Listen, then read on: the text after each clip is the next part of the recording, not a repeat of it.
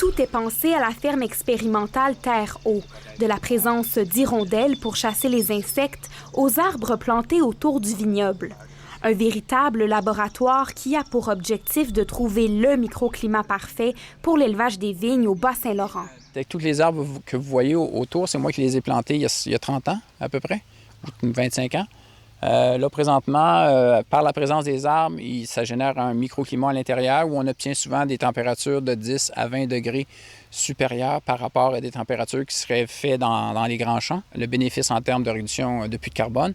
Mais on peut aussi considérer l'aspect d'accumulation de la neige, réduction de l'impact des vents ou de l'assèchement, par exemple. Ce microclimat-là, jusqu'à présent, semble être très favorable à la croissance de cultures fructifères comme la vigne. À ta santé. L'année dernière, Louis Drainville a pu produire 300 bouteilles de vin. Mais encore beaucoup d'essais sont à faire avant de pouvoir passer à la prochaine étape.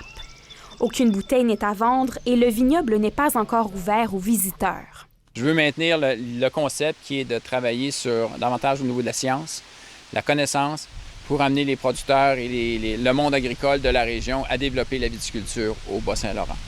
Après 4 ans de tests, Louis Drainville pense que le Bas-Saint-Laurent serait un véritable terrain de jeu pour la culture du raisin. Les conditions de croissance qu'on a ici sont aussi très intéressantes ailleurs à l'échelle du Bas-Saint-Laurent. Le sol sur lequel on est présentement, il est représenté à l'échelle du Bas-Saint-Laurent par 16 000 hectares.